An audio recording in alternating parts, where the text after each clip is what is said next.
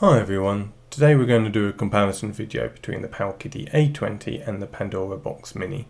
The Pandora Box Mini, or Retroid Pocket, has been out for a couple of years and has a number of minor iterations, including all sorts of colour variations, which does cause a little confusion between the two. So I thought it might be worth just doing a quick comparison video to help point out some of those differences. Okay, so jumping onto the specs, this is the first indication that the Powkiddy A20 is the latest of the two vertical handhelds. The Powkiddy A20 has a faster processor, much more RAM, and a higher Wi-Fi band compared to the Pandora Box Mini.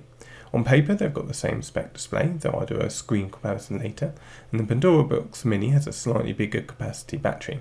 So spec-wise, the Powkiddy A20 certainly comes out on top, and is likely still the most powerful vertical handheld available for now. Though if you're not tied to vertical handhelds, there's a lot more power available elsewhere. Looking at the handhelds themselves, you can certainly see that they're from similar molds. Size-wise, they're incredibly similar, though the Powkiddy A20 does have a different back design to accommodate its two shoulder buttons. The Powkiddy A20 also has the same finish than the original RGB10 Max, which makes it soft to touch but a fingerprint magnet. Both have volume buttons on their side, though the A20 has separated buttons and its power button just below, which could cause the accidental standby button press. Otherwise, the Powkiddy A20 has everything the Pandora Box Mini has in terms of I/O, though the odd things move around, and also has its two shoulder buttons, which the Pandora Box doesn't have at all. They both have 6 buttons on the front of the handheld, alongside Home, Select and Start buttons. They have different style D-pads and the same analog stick, which doesn't press in. Both handhelds have very clicky buttons, though the Pandora Box Mini is even more clicky than the A20's buttons.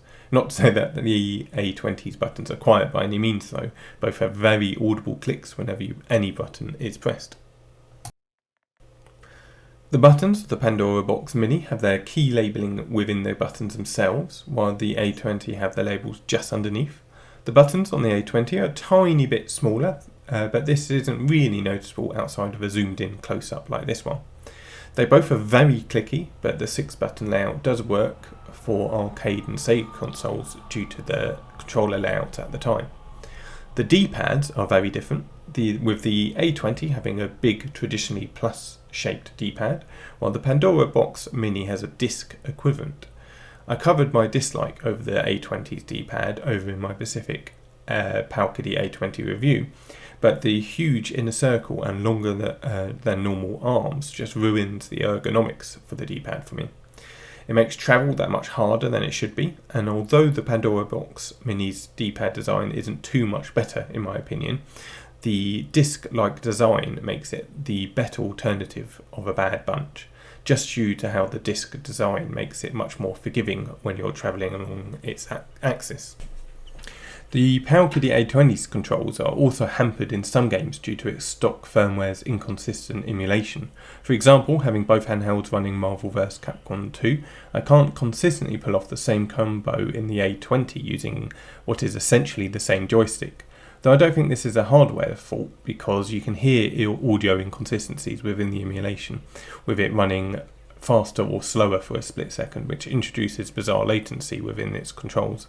So I'm hopeful the A20 will receive its firmware upgrade or custom firmware in the coming months that can address these issues, as the handheld would be so much better off for it. The firmware across both handhelds are again quite similar, with them both running a Pandora Box style GUI over an Android backend. Although you can technically access the Android OS from the Powkiddy A20, it's very temperamental to do so, so I've not actually had much success in doing that. Both OSs have the same layout, whereby you've got a games list of all the games, then a category, recently played and search functionality. Both OSs have a built-in so-called game store where you can download ROMs from, and both have the same look and feel throughout, though Powkiddy's A20 does have much darker themes. The Powkiddy A20 firmware is slightly more feature-rich, with it giving you ways to remap controls in some emulators, allows for cheats and some other little features. The Powkiddy A20 does have custom firmware in development currently, which is great news, as I think custom firmware could address a lot of the issues to be found with the A20.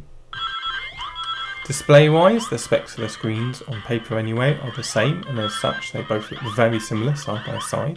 The emulation inconsistencies doesn't help the A20 sometimes, like in the previous side-by-side comparison against Marvel vs Capcom 2, but for the most part it's very difficult to spot any differences between the screens themselves. Gameplay on the higher end systems is where the Powkiddy A20 does start to stand apart from the Pandora Box Mini. They both emulate the same systems, but the Powkiddy A20 can power its way through more. That's not to say the Powkiddy A20 is great, as unfortunately the inconsistencies in emulation can really make it trip up sometimes. Both systems suffer from the way their emulators have been set up. For example, both handhelds play PSP games with auto frame skip enabled, which potentially other hacks enable too, which ultimately results in some very inconsistent gameplay across both handhelds. The Powkiddy A20 can play more graphically intense games, but I wouldn't say it plays them better. I'll leave some gameplay footage running so you can see what I mean, but the Powkiddy A20 does have the glimmer of hope in terms of the potential upcoming custom firmware. If this was released, it could well address a number of these issues, which will make the gameplay so much better and more reliable on the Powkiddy A20. So I'll leave you to some PSP gameplay across both handhelds now and just summarise back up at the end.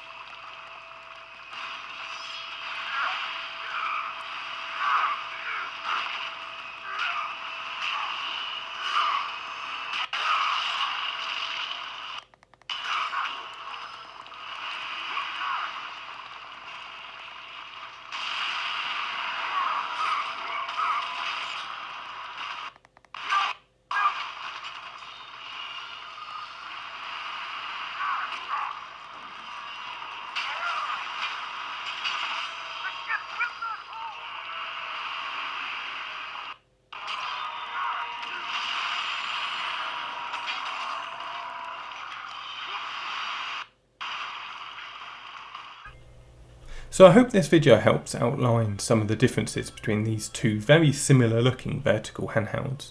Due to its age, the Pandora Box Mini is occasionally found on deal, and for some players it can be quite appealing. The Powkiddy A20 has a lot more potential to be unlocked from it, and the amazing community may well come and save it in the form of custom firmware. But until then, unless you're tied to a 6-button layout and a vertical layout on your handheld, it's always worth having a shop around for other alternatives. So that's it for now. Thank you so much for watching.